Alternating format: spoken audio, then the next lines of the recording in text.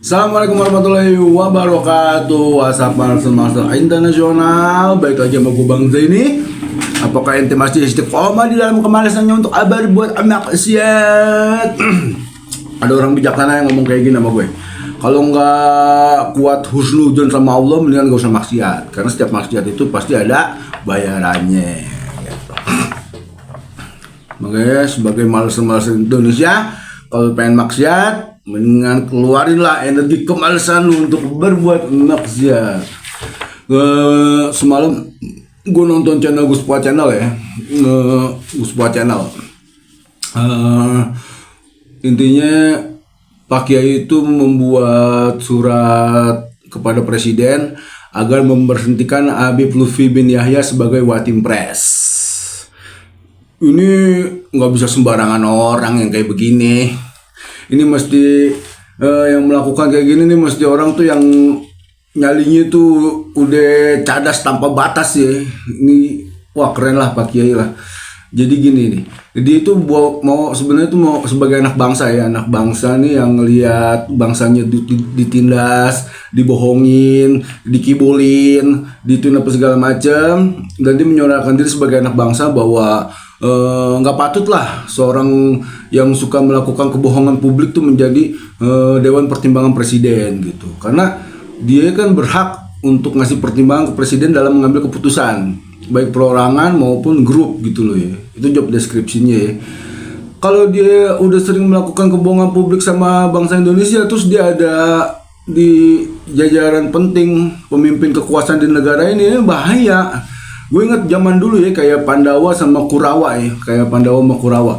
Waktu itu Kurawa itu ada penasehatnya tuh namanya Sangkuni. Akhirnya apa? Terjadi kan perang Baratayuda, terjadi ini, terjadi itu segala macam ya. Terjadi penghasutan, terjadi ini, terjadi itu, pokoknya gitulah ya. Intinya tuh kayak begitu. Terus gini, diberhentiin sama nggak diberhentiin Habib Lutfi dari Watimpres itu nggak ngefek kalau menurut gue, itu nggak ngefek. Yang efeknya itu dia memberi kesan malu nih Pak Kiai. Pokoknya gini, ini Pak Kiai juga melakukan ini karena dia berdasarkan kasih sayang ya, kasih sayang Pak Kiai terhadap umatnya, kasih sayang Pak Kiai juga terhadap Habib Lutfi bin Yahya. Kenapa Pak Kiai melakukan ini? Agar Habib Lutfi bin Yahya dan geng-gengnya itu tuh nggak lagi tuh yang namanya itu memalsukan kuburan, membelokkan sejarah, membalawikan pahlawan-pahlawan nasional. Ini gue ngomong datanya ada, lu cari datanya ada tuh, belarakan di mana-mana gitu loh. Itu sih target utamanya itu kayak gitu. Terus target keduanya Pak Kiai itu ngajarin bangsa Indonesia tuh jangan takut dengan apapun. Setiap yang merongrong keberlangsungan berbangsa dan bernegara, setiap ada yang kayak gitu, ya kita lawan dengan daya upaya kita. Nah, gue nggak bisa ngelawan pakai fisik, ngelawan pakai pikiran, ngelawan pakai ini, ngelawan pakai itu segala macam. Akhirnya tuh masyarakat semua tuh teredukasi dan benar-benar pinter, benar-benar cerdas ya. Gue bacain aja ya, poin-poinnya aja ya, biar nggak ribet gitu ya. Butir-butir yang menurut Pak Kiai itu Habib Lutfi bin Yahya itu mesti berhenti jadi Watimpres. 1. Telah melakukan kebohongan publik, salah satunya berdirinya NU dan Jatman. 2. Merubah garis nasab Wali Songo. 3. Pendiri Petanesia, salah satu pengurus pentingnya itu Habib Hani bin Yahya, diduga agen negara Israel. Ya kan? 4. Sering memfitnah Wali Songo. 5. Pemalsuan makam. 6. Melanggar sumpah jabatan. Nah, melanggar sumpah jabatan udah gue bacain tuh dari yang pertama itu.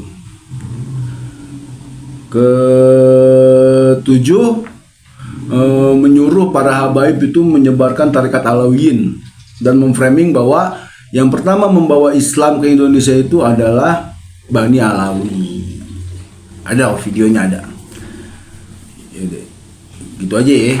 Jadi emang gue seneng banget ya ada, maksudnya buat anak cucu gue nih dokumentasi ngkong lu nih ternyata nih berada di jalur yang benar gitu.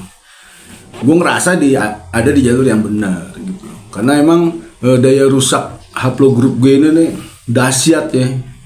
Dari sistem keuangan, sistem moneter dunia, perang Yahudi Israel, menguasai ini, menguasai itu, menguasai sumber daya manusia.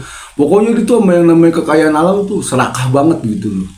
Yang saya menuliskan cerita tuh ya, waktu Pak Karno dan John F. Kennedy itu bersepakat untuk setiap gram yang di itu fee-nya datang buat Indonesia. Dan Bung Karno itu ada di bukunya tuh pengen bikin mata uang Indonesia tuh dinar dan dirham, jadi berdasarkan emas dan berdasarkan perak. Jadi kalau ada orang bilang Pak Soekarno itu komunis, wah gila itu orang. Pak Soekarno itu bener-bener tahu tentang agama kita. Pak Soekarno itu ya kemanusiaannya tinggi gitu. Akhirnya John F. Kennedy itu dibunuh ya di sana ya. Dibunuh, dibredel di depan di depan warganya, di depan rakyatnya itu John F. Kennedy. Yang ngebunuh ya sama Yahudi Askenazi juga. Ini juga, haplo-haplo ini juga.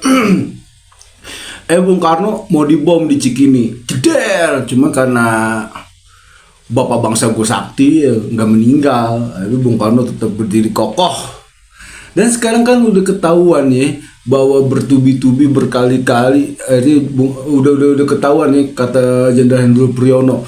Ternyata yang menggulingkan Soekarno itu ya CIA. Jadi kan informasi itu boleh bocor asal nggak pas pada waktunya. Jadi udah berpuluh-puluh tahun emang ini operasi CIA yang gagal. Gagal kenapa? Karena waktu itu CIA itu nggak bakal memprediksi bakal ada pembunuhan massal gitu. Ini kan waktu kejadian PKI itu ada pembunuhan massal. Otak PKI siapa ya? Itu juga Yahudi Askenazi juga, Aidit lah, Barakbah lah, apalah segala macem. Yang ngebom Borobudur ya sama juga Yahudi Askenazi juga kan, Al-Habsyi itu kan, Al-Habsyi and the Brother gitu loh. Banyak banget kerusakan di muka bumi ini ya.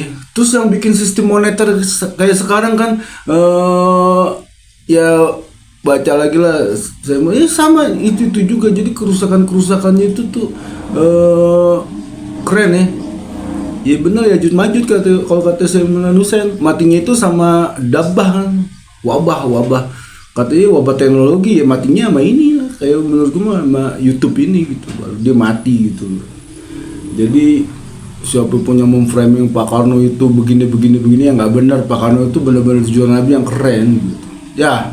Dari ngebahas Habib Lutfi, akhirnya gue ngebahas bapak bangsa gue yang paling keren deh. Tapi gue bangga lah punya bapak bangsa yang keren. Bung Karno tetap di hati. Jadi kata Sayyidina Ali, jadi manusia dulu yang benar baru beragama. Kalau kita jadi manusia nggak benar terus beragama, akhirnya rusak. Akhirnya apa? Radikal, apa segala macam. Jadi gitu aja ya. Mudah-mudahan dengan kejadian ini para habaib-habaib Indonesia tuh nggak bawa-bawa bahwa dia tuh cucunya Rasulullah lagi. Kedua, nggak menipu umat lagi. Ketiga, dia nggak merasa dirinya itu paling tinggi dan dia nggak ngerasa wakil Tuhan di muka bumi ini. Jadi kalau ada orang yang mengusik-ngusik keberadaan dia, maka Allah akan murka, Allah akan marah, Allah akan mengajak, Allah akan ini apa segala macam.